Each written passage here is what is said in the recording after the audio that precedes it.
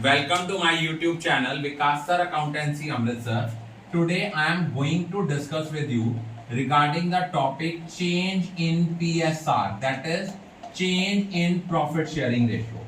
बेटा ये चैप्टर जो है ये आपके एडमिशन रिटायरमेंट का बेस है. इसमें हम पढ़ेंगे, इसको हम रिकॉन्स्टिट्यूशन ऑफ फर्म भी कहते हैं. एक फर्म की बेटा रिकॉन्स्टिट्यूशन कब होती है? अगर पार्टनर्स के बीच में, एग्जिस्टिंग पार्टनर्स के बीच में उनकी प्रॉफिट शेयरिंग रेशियो चेंज हो रही है, या कोई नया पार्टनर एडमिट करता है, या कोई पुराना पार्टनर फर्म से रिटायर होता है, या डेथ होती है. तो इसमें सबसे पहले हम लोग क्या करेंगे, इसमें हम सबसे पहले पढ़ेंगे चेंज इन पीएसआर में हमने क्या करना है. सपोज हमें ओल्ड रेशियो दी है, there are three partners X, Y और जेड. इनकी ओल्ड रेशियो है 5:3:2. In future, they decided to share profit in the ratio of 3:2:1. सबसे पहले हम निकालेंगे चेंज इन शेयर कितना आया, उसको निकालने का फॉर्मूला है old share minus new share. अब हमारे पास तीन पार्टनर हैं, एक्स है, वाई है और जेड है. एक्स का पुराना शेयर है 5/10 और उनका न्यू शेयर है 3/6. 3/10 minus 2/6, 2/10 minus 1/6. इसका एलसीएम आया 30. 15 minus 15 ये आपका आया 9 minus 10 over 30. नेक्स्ट आपका हमारा आता है 2/10 minus 1/6. 2/10 ये आपका आ गया, एलसीएम आया 30. इसको हमने किया 6 minus 5, ये 0 हो गया चेंज. ये नेगेटिव का चेंज आया 1/30, ये पॉजिटिव का चेंज आया 1/30. जिनका चेंज नेगेटिव आएगा, नेगेटिव चेंज वाले को हम क्या कहेंगे? जिसका नेगेटिव चेंज आ रहा है ये क्या है? Gaining share. और इस पार्टनर को हम क्या कहेंगे? ये क्या है? Gaining partner.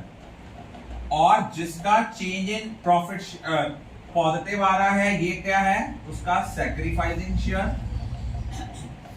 और इस पार्टनर को हम क्या बोलेंगे? Sacrificing partner. दोबारा सुन लो बेटा, जिसका चेंज इन शेयर नेगेटिव आएगा वो आपका गेनिंग शेयर है और उस पार्टनर को बोलेंगे गेनिंग पार्टनर. जिसका चेंज इन शेयर पॉजिटिव आएगा वो आपका सैक्रिफाइसिंग शेयर है और उस पार्टनर को क्या बोलेंगे? Sacrificing partner. उसको हम बोलेंगे सैक्रिफाइसिंग पार्टनर. तो पहले हमारे जो इस चैप्टर का बेस है वो इससे शुरू होता है. अब सपोज कर लो, इस केस में यूजुअली एग्जामिनर एक क्वेश्चन पूछता है या 1 मार्क का क्वेश्चन आता है, who will compensate to whom in case of change in profit sharing ratio. Who will compensate to whom? Answer will be gaining partner will compensate to sacrificing partner. Gaining partner किसको compensate करेगा? sacrificing partner को. अब इस question में suppose आता है treatment of goodwill. उसको हम कैसे कंसिडर करते हैं? Treatment of goodwill. आप लोगों ने गुडविल वाले चैप्टर में पढ़ा था, वो क्या था? गुडविल वाले चैप्टर में हमने एक चीज बड़े अच्छे तरीके से पढ़ी थी, that is accounting standard 26. Accounting standard 26 क्या कहता है?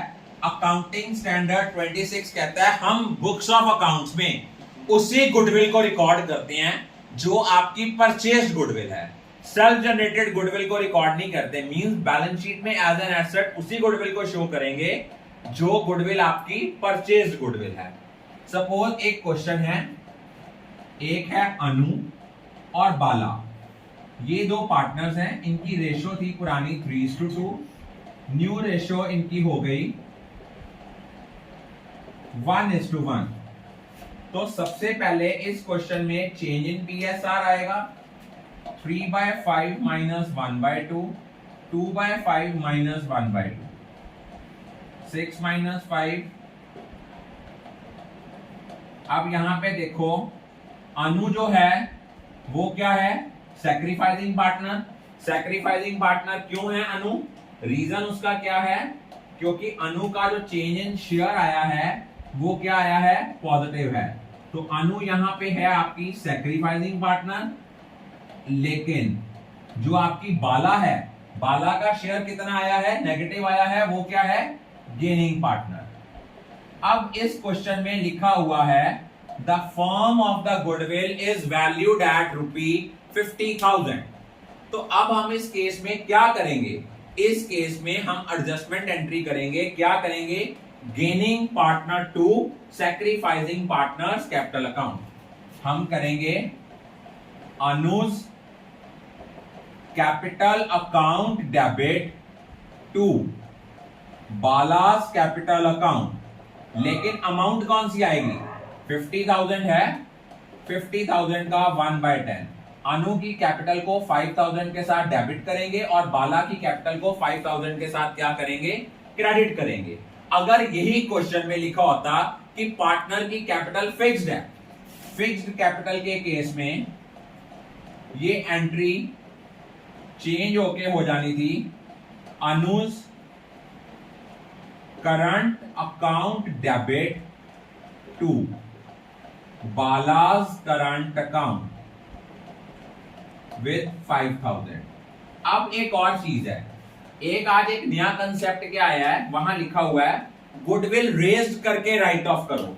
जब हमने रेजिंग एंड राइटिंग ऑफ वाला कंसेप्ट आया है, इसके थ्रू भी हम एडजस्ट कर सकते हैं। एडजस्टमेंट पहले हम रेज करेंगे, तब एंट्री आएगी goodwill account debit to all partners capital account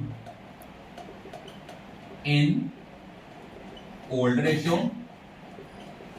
जब हम इसको राइट ऑफ करेंगे, एंट्री आएगी all partners capital account debit to goodwill in new ratio. याद रखना, जब रेज्ड करके राइट ऑफ करना है तो रेजिंग के टाइम पे जो हमने एंट्री डालनी है वो इन ओल्ड रेशियो डालनी है, और राइट ऑफ के टाइम पे जो एंट्री डालनी है वो हमने किससे डालनी है? न्यू रेशियो से।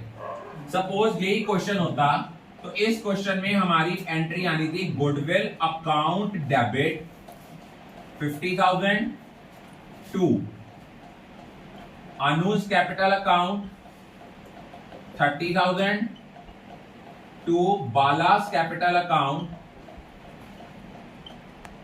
20,000।